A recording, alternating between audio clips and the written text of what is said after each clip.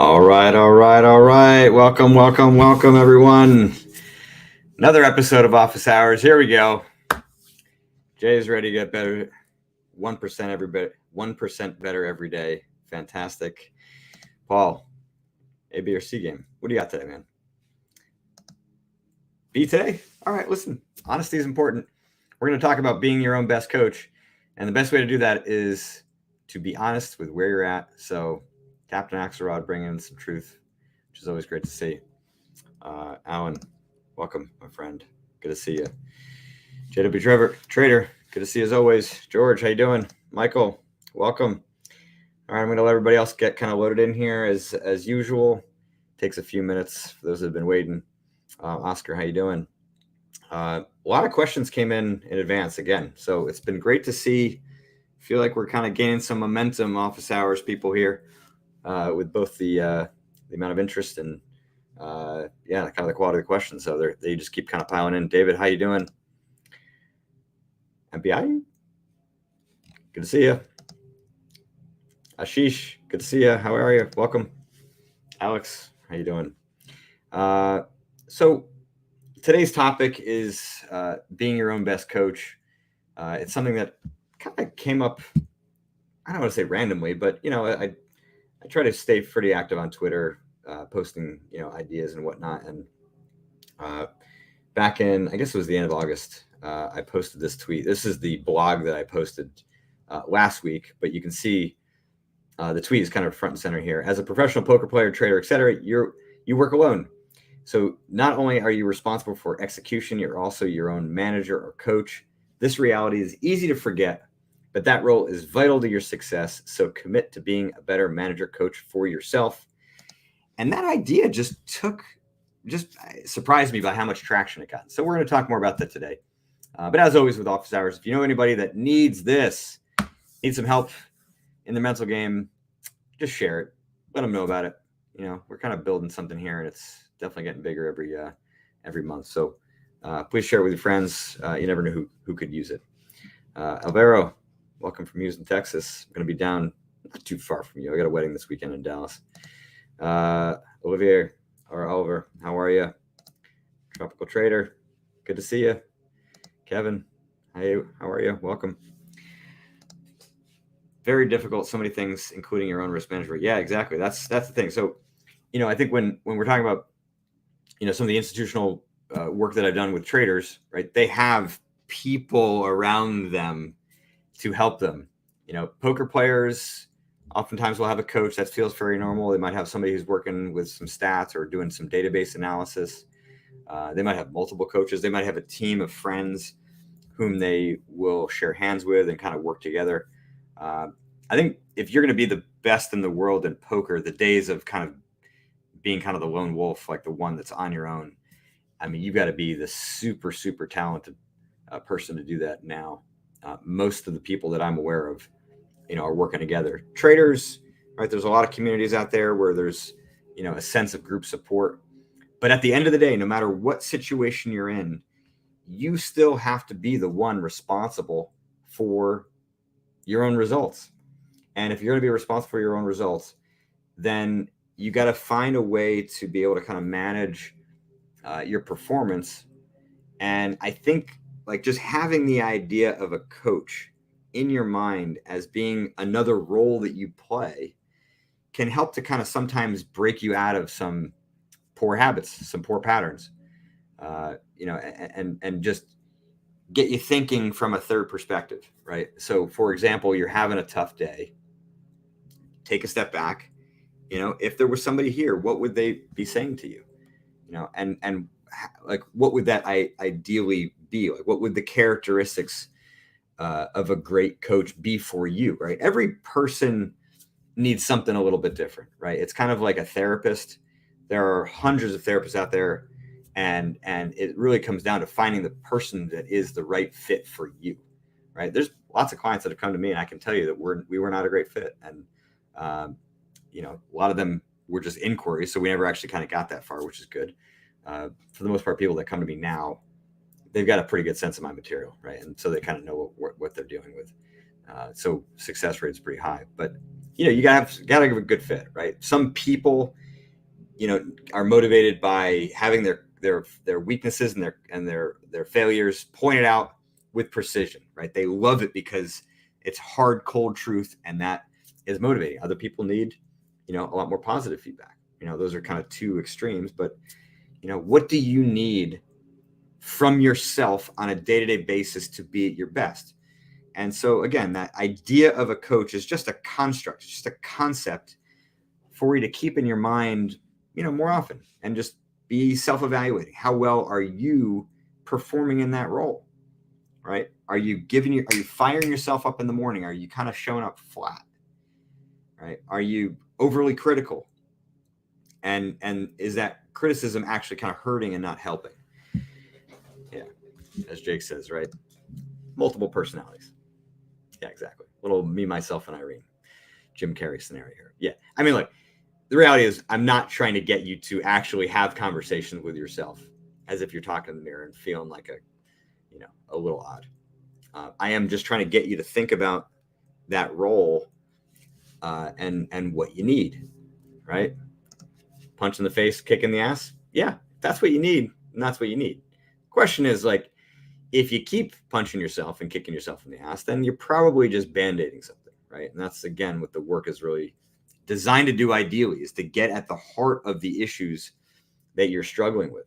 So look, when I think about where does a coach come in handy, it's in a couple places. Number one, it's start of the day, kind of setting the goal, setting the trajectory. So your warm-up is really your chance to kind of check in with yourself, right? And sort of set the conditions for the day. Do that well, and the day is guaranteed to be better on average. Now, it doesn't guarantee the day's going to be better. On average, you will be better off. So preparation is really important.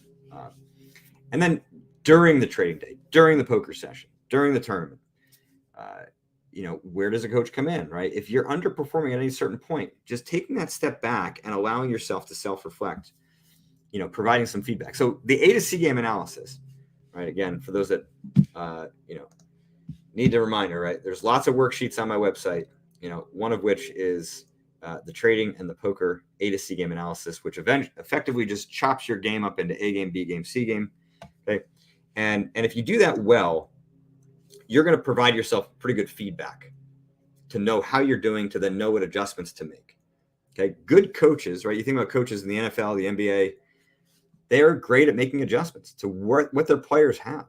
If they can see that they're flat, they might call some different plays. They might substitute certain players in and out just to shake things up, or just to actually provide the best personnel at that time, given what they've got. And so if it's you on your own, right, you're not going to sub yourself out and put somebody else in, but you might take yourself out. And I think that's an underappreciated thing in trading, and certainly in poker too, is the amount of time that you need off, just as a default. How much time am I taking off on average per week, per month, per quarter, per year? And I think the idea that you're a trader, you're a poker player, so you don't show up to work, you're not getting paid. True. But if you show up to work underprepared and playing badly, well, then you're losing money to show up. So, right, minimizing losses is always an important, part of that. So, thinking about, well, and then I guess the other part is too, how good are you going to be, or how much better could you be with rest? If you're 5-10% better on your trading days because you've taken, one day off, does the math work out? Yeah, of course you're going to miss opportunities, but then that's a fact. I mean, it's just a business expense. So being able to know when to pull yourself out, being able to know how to rest and recover properly so you can be at your best more often, I think those are kind of the three big roles that a coach plays, right? Preparation, giving yourself good, accurate feedback, and then interpreting what that feedback means to make adjustments, and sometimes pulling you out, and maybe even scheduling, yourself to actually take time off. So any questions on this, I will certainly answer now. By all means, as always, post your questions in the chat. As I said, there was a lot that came in advance, so I will get to those questions. Let's see what we got here. Fernando, welcome from Peru, man. It's good stuff. Dyer, recommending your work in my trading group if they needed to. That's awesome. I appreciate the feedback here. My only mentors are books and YouTube videos, so it's hard to talk through thoughts with only myself. Yeah, dude, I get it. I mean, that's why it is helpful, to find other people that you can work with. But if you can't, then maybe it's that you've got to do more writing. So another way that kind of the self-coaching, idea can work out is not by having a conversation with yourself out loud, which you can do. Like, there's lots of people that are perfectly willing to look weird and do what's necessary because that's what's going to help them. So, but you could actually have a dialogue with yourself in writing. So dump out ideas on paper, on the computer, take a step back, look at it, reflect, and see what you think. That kind of interaction is really helpful because I've talked about this many times before. There is a limited capacity for how much room you have to think. And if you can take some ideas out of your head, it's kind of like grabbing puzzle pieces out of a box. You can actually look at it and then be able to pull out another one, versus only just being able to grab a handful and looking at those. It's a lot harder to complete a puzzle when you can only look at a handful of puzzle pieces at once, versus eventually just getting a bunch of them sitting on the table that you can look at and eventually put together. And that ultimately is what a good coach is going to be able to do. It's going to be they have that kind of third person perspectives. You are never going to be able to give that to yourself as well as you would from somebody else who truly is a third person, right? Or has that third person perspective. But you can get closer. Writing certainly is one way of doing that. Alan, being your own coach, how to know what needs to change when having trouble. Yeah, exactly. That's another great tool that a coach offers. Like, am I struggling because it's something mental? Am I struggling because it's something technical? Am I struggling because it's just variance? It's just bad stretch. Don't do anything different. Keep firing, a-hole. You're doing fine. Don't worry about it. Chill out. Yeah. I definitely need positivity and compassion. Hard doesn't work well for me. Well, then, what did you say here before? Maybe it wasn't you. You said you were the one being quite self-critical. But yeah, you gotta. I mean, I would actually look. One task you all could do is write out what would be an optimal coach for you. Right? If you were going to go hire somebody, you're going to do like a job posting. What would be the sort of summary of roles and responsibility? And then what would be maybe the personality traits, characteristics, the skills that this person would have?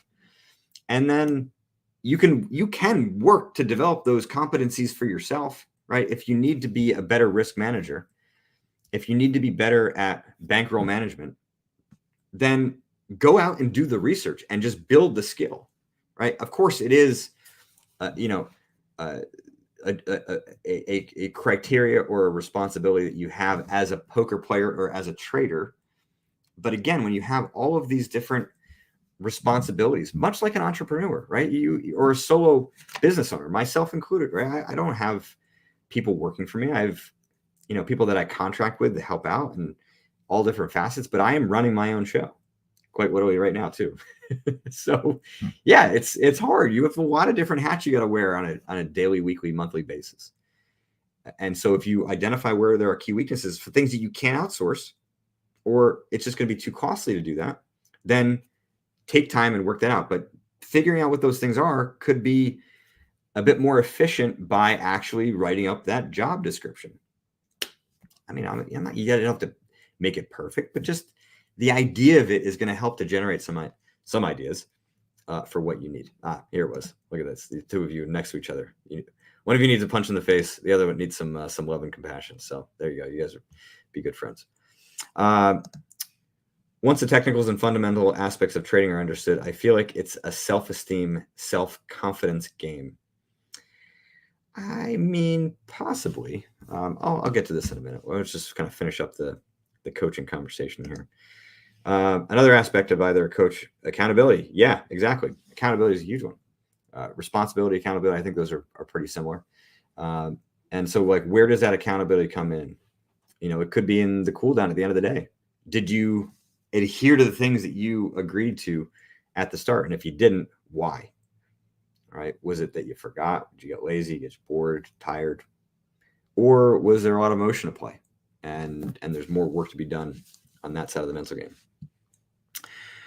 I have bad self-talk in the heat of the moment. I think that comes from coaches from the past. How do you overcome that? Yeah, I mean, this is okay. So I guess we'll get into this a little bit. If it came from coaches in the past and it worked, then it's going to be a harder problem to break.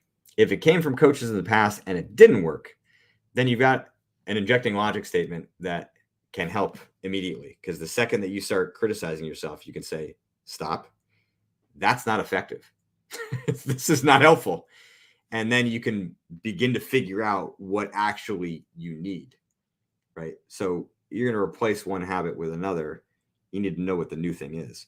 So figuring out what you need is important. Now, sometimes that negativity is powered by not just training, because what you're talking about here is, I think it comes from past training.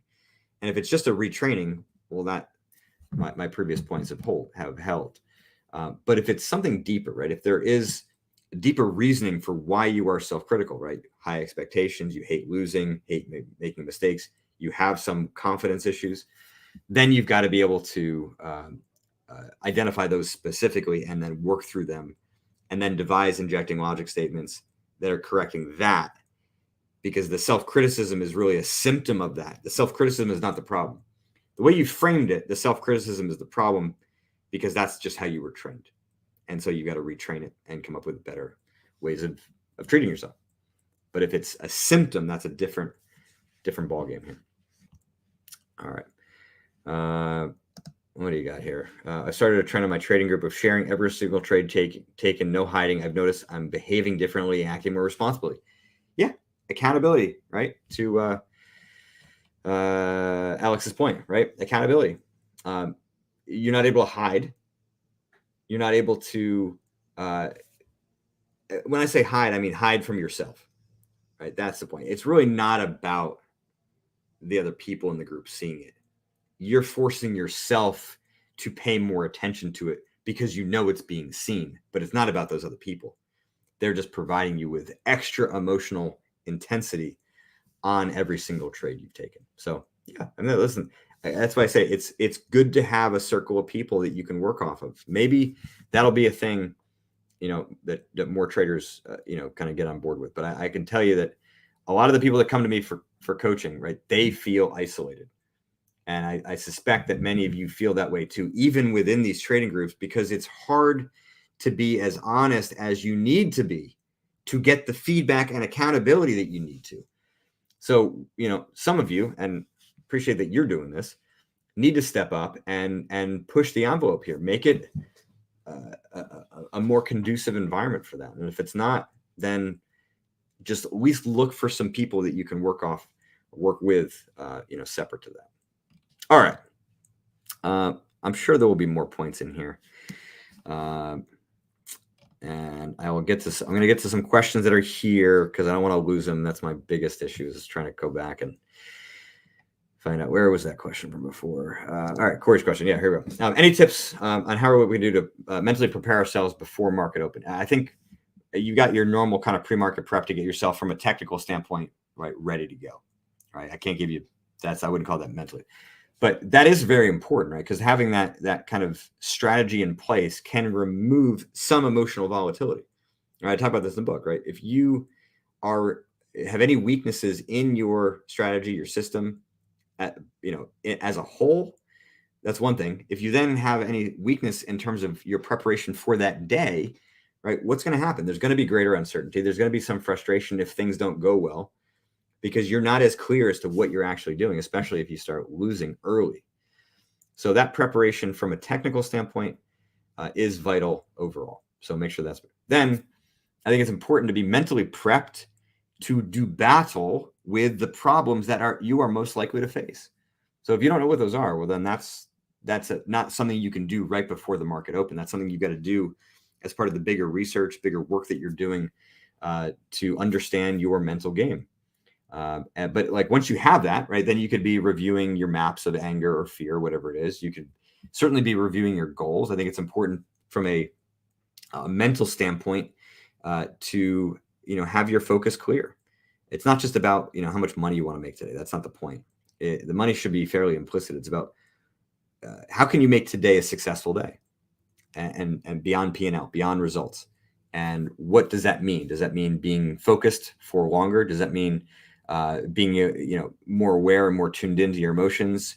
Does it mean note taking?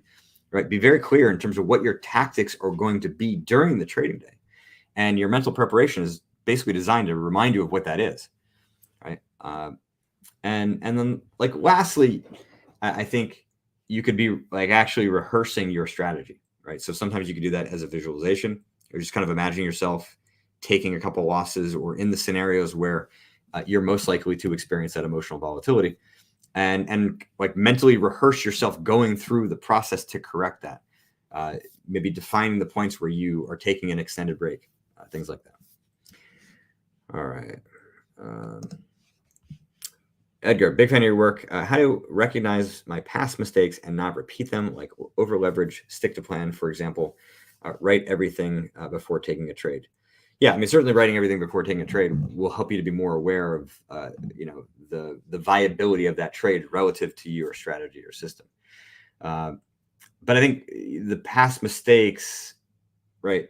If you're repeating them, what that tells me is that you don't fully understand like what's actually causing them. Okay, so appreciate the fandom part of that, but I wonder how much work you've done. So by all means, you can post a little bit more if you want to tell me.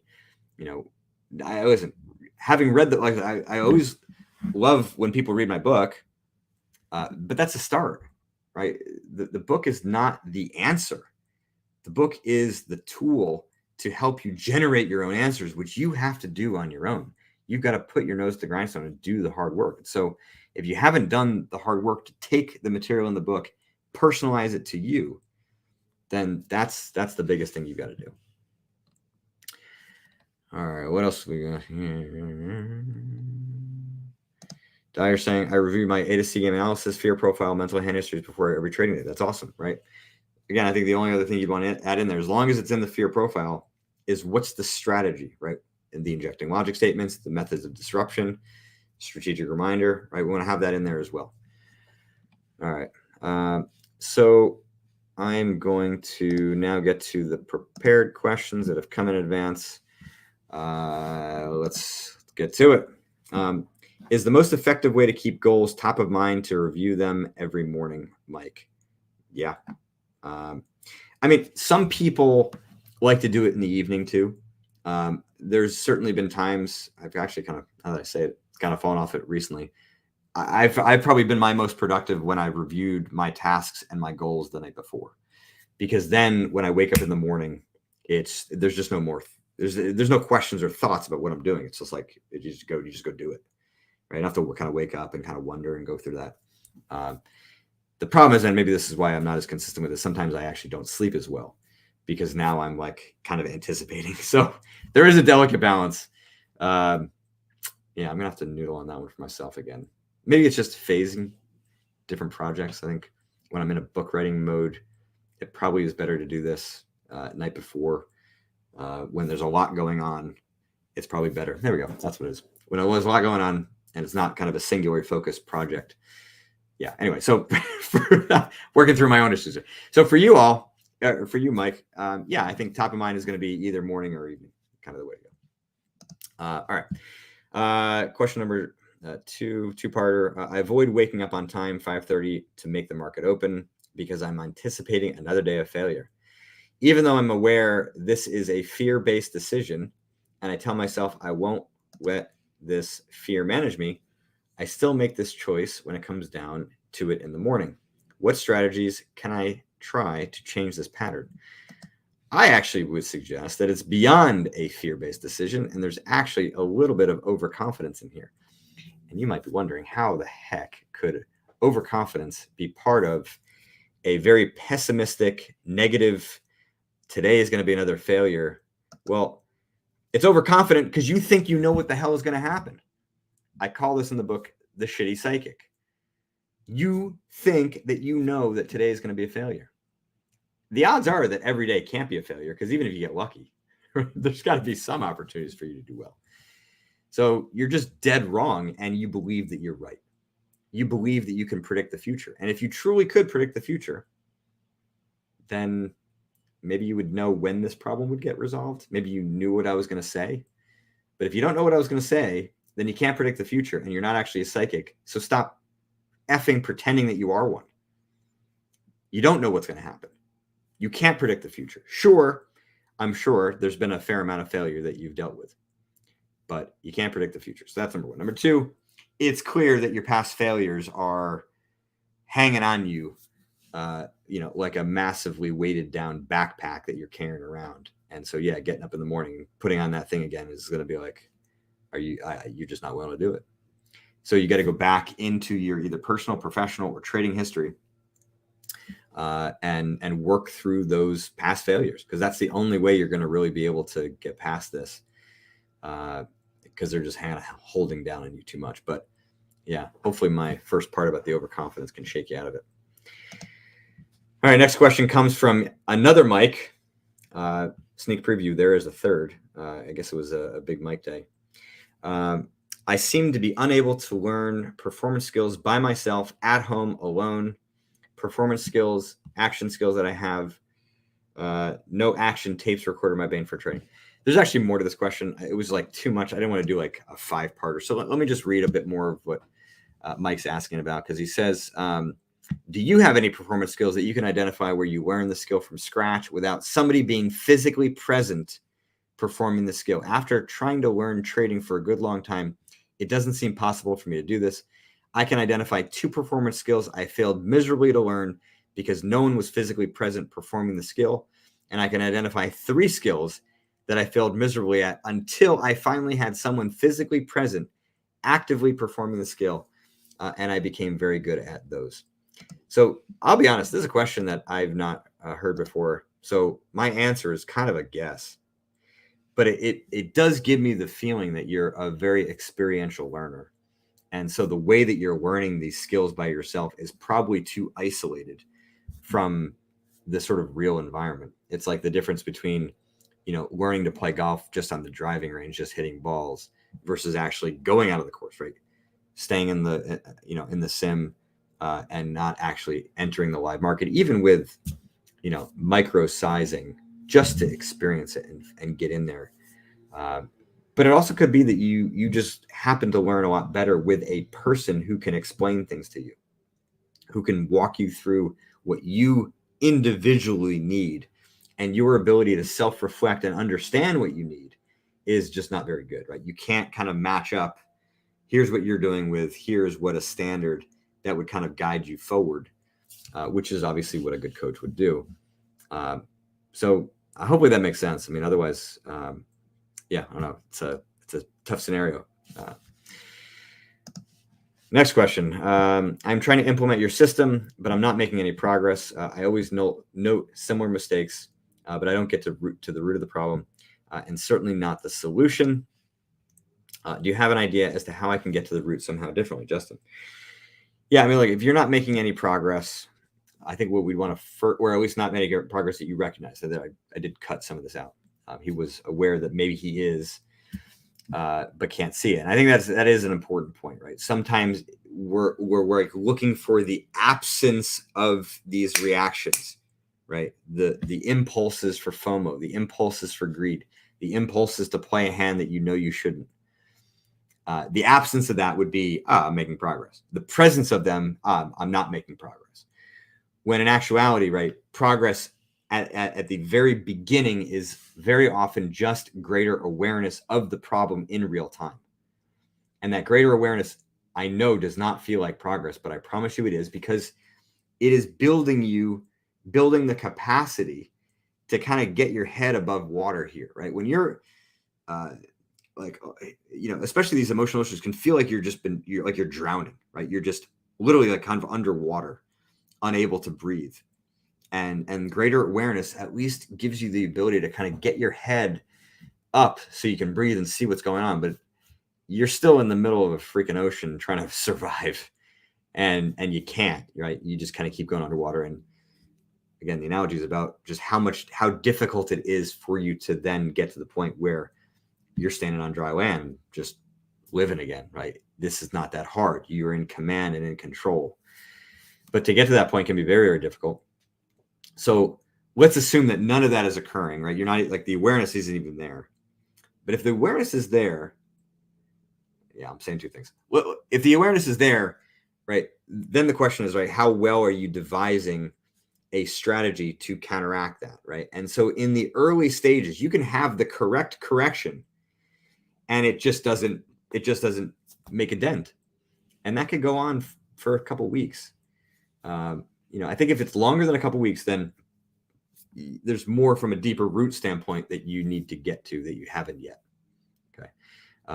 But if it's really early, right? Again, analogy of an axe, right? That axe can be blunt, right? The injecting logic statements can be blunt. They're not sharp yet because they're not instilled deep in your mind, at least not deep enough, to make an impact. But let's again assume that that's not all the case, right? So if you're not getting to the root of the problem, what I would suggest is that you really look closely at the mental hand histories that you're completing, and go back and take the language that you have in step 1 and start to think outside the box for steps 2. All right, go back to the book, go back to other resources, try to get a good description of why you think this is actually happening, why it's logical that it's occurring. And then from there, you're going to be able to find better routes. I don't want to just send you there for the sake of a sale, but I mean, the trading masterclass I did with Trader Lion, the trading psychology masterclass I did with Trader Lion. I go into a lot of examples of mental hand histories, a lot of examples of other flaws, at least in a more organized way that makes it a bit easier. The book all the stuff in the masterclass, right, is in the book. The book has a lot of it there. The masterclass brings it to life, brings a lot more personalized examples from lots of other traders who are, in a similar position as you. So yeah, I mean, that's an option as well. But I would, if I was you, I would take my first point of advice, which is just use the resources you've got and just be a bit more diligent in that second step, because you do a good job in that second step. The third step gets quite a lot easier. All right. A couple more questions. All right. And I do promise, so you can keep posting your questions, right, in the chat right now. I promise to get to them. Got a few more of these that came in, and then we'll flip-flop. My main problem is loss aversion, and then I try to quantify everything. Like today, I just lost the equivalent of my full-time monthly wage, or this week I lost the equivalent of my mortgage monthly. It's not because I'm not managing risk correctly or trading with leverage, but even with that, I am thinking around the same. Any specific tips for this problem? Yeah, stop thinking about the money that you have in your trading account as actual money that has utility in real life. You're making this too close to home, okay? The money that you have in your trading account is no different than the assets that a retail store has, right? And so if you think about it as a tool, as assets, as something that you are leveraging to generate your edge, right? What is the profit margin for a retail business, or whatever it is, right? What is your profit margin in your trading business?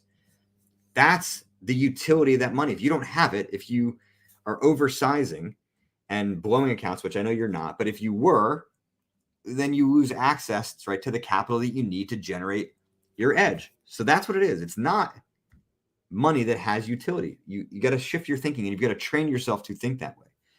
Otherwise, yeah, you're just making this too close to home every single day, and it's going to add a lot of desperation unnecessarily.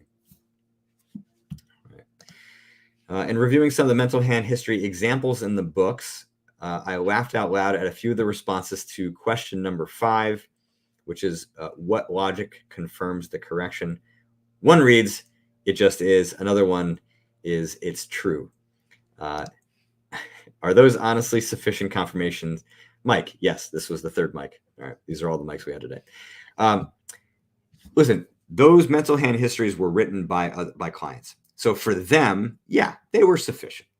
Now, if you wanted to expand on them. You could say, it just is because, and then fill in the blank, or it's true because, and then fill in the blank, and see what else comes to mind.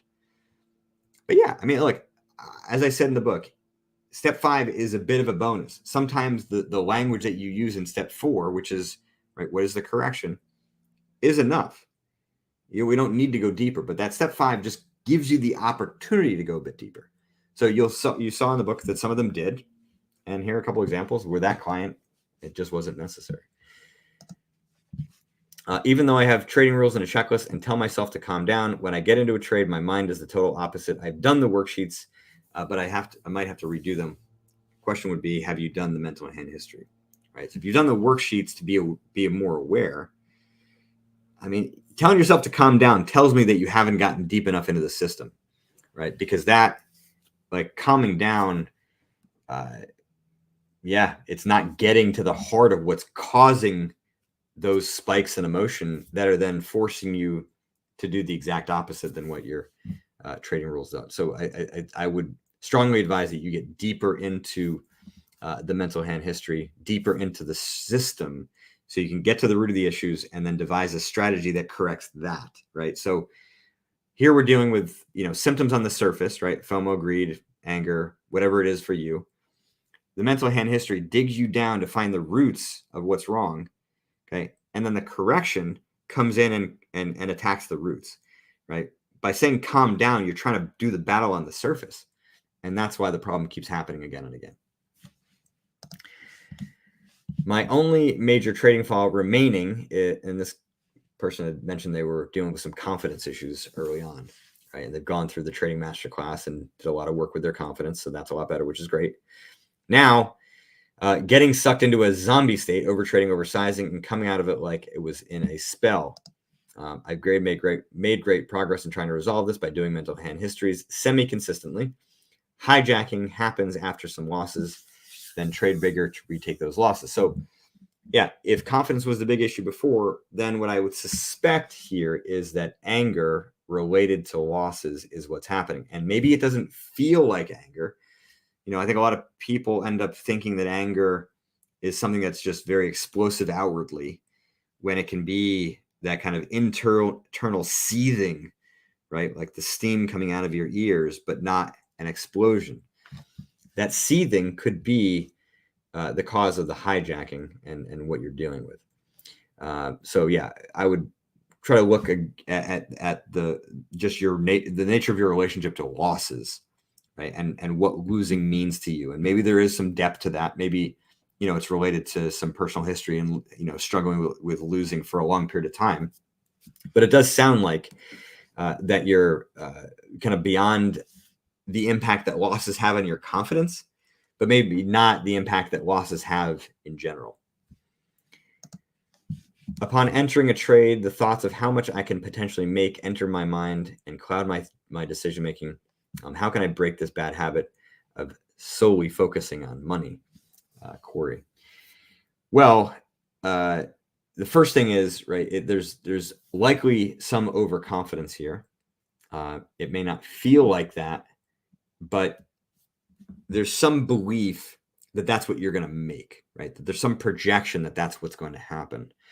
Because if you knew out of the gate that you were going to lose on this trade, well, then you wouldn't have those thoughts. If you knew out of the gate that it was going to be a scratch, again, it's because you're projecting that future. So you got to take yourself back to, what do I know right now? What's the quality of the entry? What's the quality of the setup? What's the quality of the execution, right? That's the thing you want to be focusing on. So the transition out of projecting the future, focusing on money, could be focusing on quality and execution. All right. A lot of great questions. Let's get back to you all who have been waiting patiently and hopefully getting some enjoyment out of conversation here. Let me see where I left off here. All right. Do you think one individual can create success trading alone, or is it important to trade within a community?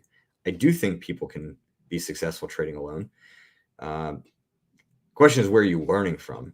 I mean, I think it's very difficult for you just to enter the markets not taking advantage of a lot of the educational material that's out there. But certainly, like, I mean, there's a lot of self-made traders out there. Certainly the older ones that have been around for 30, 40 years, they didn't have the resources that are available now. So is it possible? Absolutely. It's certainly a lot harder that way. You do not need to be within a community. I think, like, I mean, my points earlier about it could just be a couple people, right? That you find like-minded people who have a desire for greatness, a desire to be successful, a desire for things that line up with what you want. And then you're there kind of working together, providing feedback. But, that can be hard to find. I mean, it is difficult. And here's Alex saying, I did it alone. So there you go. Perfect. Thank you, Alex. Wrote my daily trading plan the night before for the first time and slept so good I slept through the market open. All right. Well, again, we got to tweak these processes, man. It's all about finding what works well. And, like I said, for myself, sometimes it does change kind of, based on what's going on. What are your thoughts? I hear successful traders talk about doing meditation. So for me, meditation is best thought of as a tool to build awareness, build mental strength, focus. It can help to create clarity of mind. There are a lot of values for meditation. I think where meditation gets oversold is as a standalone solution to a lot of mental game problems, right? Like as if meditation is a solution to anger. Now, certain types of meditation that are very insight driven can help you understand the nature of your anger. That's cool. That fits right within my system. Absolutely. But if your anger is being used as the description of like the calm down, then you are just managing the anger and you're not actually resolving it. And at a certain point, the anger is going to get so big, it's either going to force you, out of the market and not able to take advantage, or it's going to cause you to blow up in ways that you were not able to contain or control, which will be quite problematic. I find that with discords, the negative attacking voices are much louder than the normal voices, undermines building of a community. Yeah, listen, you got to have really, really good, community moderators and a community ethic. And that all comes from the top. If the people at the top are not managing the negative attacking voices, then they're doing it wrong. And their interests are not aligned with yours. Now, they may be great traders, they may be great educators, but they don't have the full package. And so, yeah, find somewhere else. All right. Where are we at here? Tropical trader. From my experience as a trader, it was very difficult to find a method that works consistently over the long run. You need a robust method plus discipline to execute it correctly. Then you get confident. Yeah, I would agree with that. If you're confident without skill, then you're delusional. You're overconfident. I think 2022 has been a very difficult year for most traders, even professional ones. 2020 was a year when a lot of new traders came to the market and everything just went up. Now you actually need an education and be in control of your mental faculties to make money in this year. I could not agree more. I think even 2021 was difficult for a lot, especially because even if the trading environment wasn't as hard, profitability certainly from a long side was not as plentiful as it was in 2020. And so just expectations were sometimes out of line. I actually had a few clients who struggled for months. And the problem very simply was that they hadn't even just recalibrated their goals. 2020 was such a big banner year that their expectations were, really kind of wildly out of line with what they were expecting themselves in 2021. So they struggled, not because the environment was that hard, but because their mentality wasn't as good because of how successful they were. Michael, I've noticed a lot of things that I thought were mental game problems were actually technical problems. Yes. Love to hear that. Right. And I can see Greg's asking, what do you mean there, Michael? Well, what he means is that, right, the mental game helps you to extract the best of what you understand technically. I can't make you a great trader if you don't know much about the markets. It's why I'm a terrible trader. And that's not because I'm terrible, just because I don't do it. I don't learn the nuances what you are, just the same way I did with poker, right? Golf is my thing. So yeah, I'm a much better golfer than the Dalai Lama. I don't think there's a single person that would say that I'm more mentally proficient than him. Okay. It's because he doesn't practice. Like there's a lot of technical ability that has to be developed and honed over years. And when there are weaknesses in that, okay. So if I'm missing putts and I know for sure that my technique was sound, that I hit the ball exactly where I intended it to go and it missed, then there's only one thing that can be concluded, which is I didn't read the putt properly. I didn't understand how it was going to break, or I hit it too hard. Either of those two are true. And so walking off the green, I am not going to feel the same kind of frustration or uncertainty or loss of confidence when I don't know what happened. It's like, I missed the putt. Is it because I suck? Is it because I misread it? Is it because I didn't start the ball on line? As a trader, as a poker player, when you don't have anything to kind of hold your hat on to say, I can take away certain variables as being options. I know that I executed this trade precisely. I know it was a good entry based on the back testing, the research, the work that I've done, and it lost. Now, has the market changed? Are those setups going to continue to be profitable? We don't know, right? That is a possibility here. But I do know that I did everything that I could in this spot. So you can feel good about that, right? You're not going to have the same kind of emotional chaos when you have that kind of certainty. And that certainty can only come when you become more technically proficient, or at least aware of even just your technical deficits, right? So let's say my technique, right? My putting, I know that if I'm going to not start it on line, it's going to be started left because that's my mistake. I'm never going to start it right. If I miss a putt left, now my question is, all right, did I pull it? Did I hit did I make a poor swing, or did I misread it?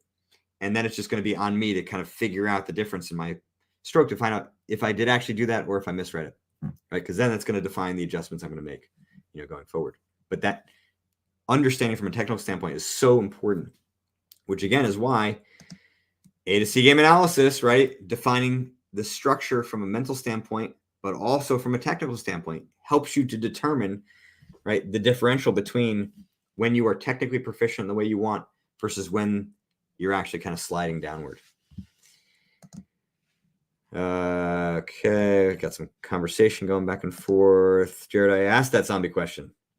Okay. When I'm in a tilted state, a losing trade automatically is a trigger for me to get into a new trade to make money back. I don't like to sit there with a small loss. I see this may still be related to confidence in a way. It may not be, though. I mean, it may just be your hatred of losing. And it could be that you don't want to sit there because you don't like the bad feeling associated with losing. And so if you can become more comfortable with that feeling, knowing that it's A, not permanent, and B, not going to kill you, like what's the worst part of it? It feels bad. So, I mean, okay, fine. Then just learn to be able to sit there and tolerate it, right? You think that the Jordans of the world, the Tigers of the world, the Roger Federers of the world, like all the great athletes, you think all the great traders, you think they are happy when they're losing? No. Nobody who is that competitive feels great. Oh, lost game 5 of the playoffs, got knocked out. Yay. Or lost game 1, right? We're in a hole. Yay. I mean, it hurts, and that's okay. The question is, what do you do with it? Can you take it? Can you take the hit? Can you use it to motivate you to be better? And in this case, with trading and with poker, it's hard because you might not have done anything wrong. And that's always the challenge here. Is instilling the injecting logic statement and sharpening the axe mostly a matter of repetition, or should we also try out other injecting logic statements? So, yeah, it could be like kind of finding the right one. I think if you've done a good job of getting right to that third step of the mental hand history and you understand what the problem is, yeah, then it could be a different language, different wording could have more of an impact, certainly.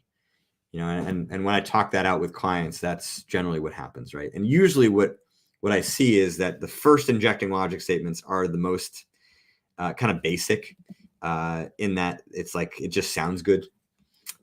Or it's one that is like copy pasted either from me or from somebody else or from something that they've heard. And it just doesn't feel as personal, right? The ones that I think generally work best are the ones that like are in your language, how you would say it, and then really kind of get to the root of what your what the cause is. And then once you've got that, then it is a matter of repetition. But it's okay to try something out and try to put in a lot of repetition and see where you land. Sometimes that's better form of feedback than kind of just staying on the sidelines trying to figure out the perfect one. All right. I can trade well in a sim. Then when I go live, it's all my knowledge is sucked out of my brain and I can't think straight. Why do you think that is? There's only one answer. It's that your emotions are hijacked, right? Your emotions are way too intense. And so when you're trading in the sim, you've got to do your best to treat it like it's the live market. Pretend like it matters, because it does. It becomes a training environment for your emotional volatility. You've got to really work hard to treat it that way. And so the live market is going to help you to understand what is getting triggered. And then in the sim, in your general mental game work, you can go to try to, kind of break down what that emotionality is, right? What the source of it.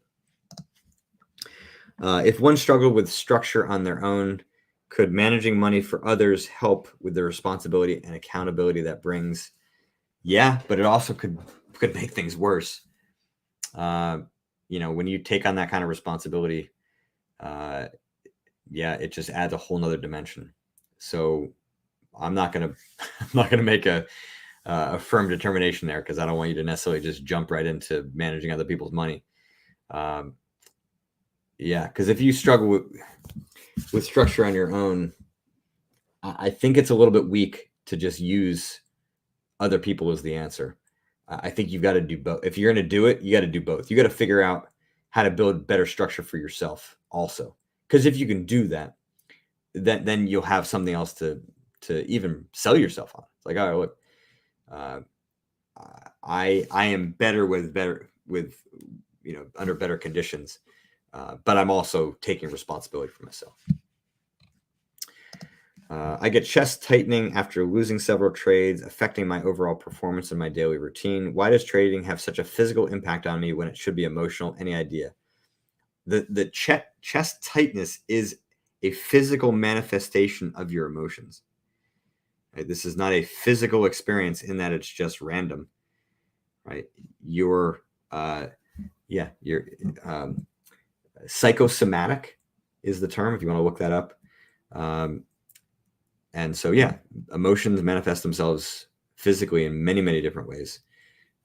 You think of like the heat in your head when you get angry, or the tension in your fists, the anxiety in your stomach, right? Our body is a big sensory organ, and our emotions get reflected in that, and that's true for lots and lots of people.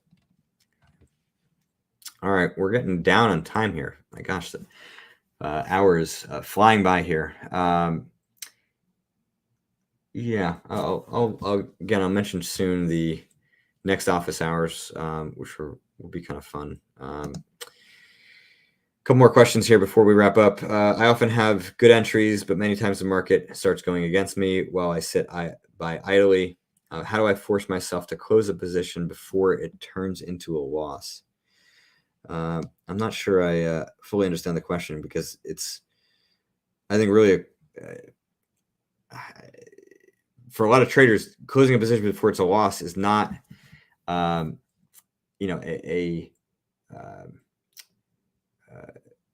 a good thing to be doing, right? You're trying to kind of be perfectionistic about,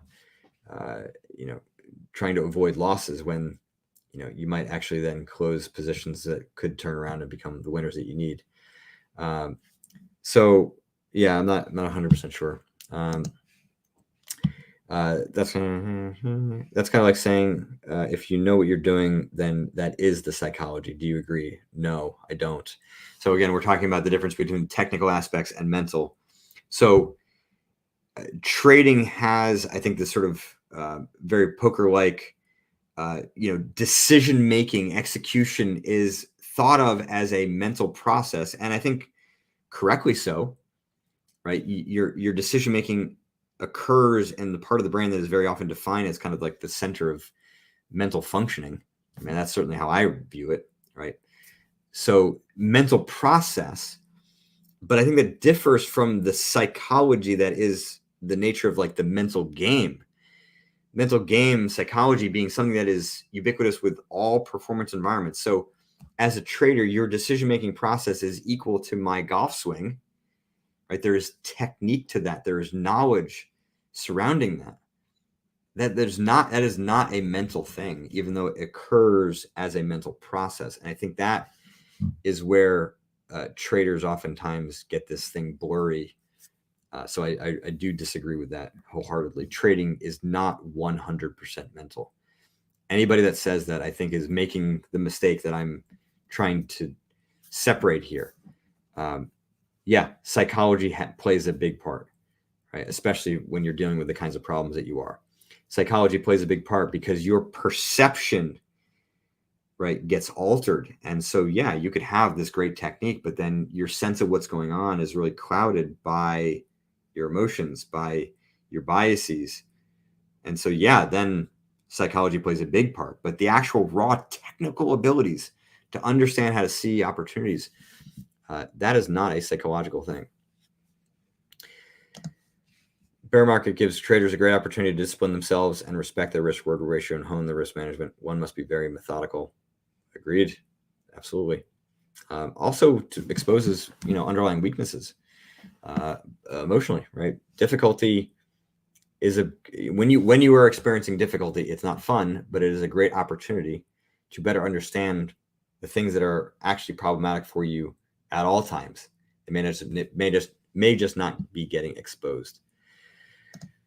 I listened to your book, but I need a little hand holding to get to the root of my problems. Will the masterclass help with that? Yes, it will. I mean, that's actually a big part of why I did that series with Trader Lion, was because I knew that there are many people out there like this, right?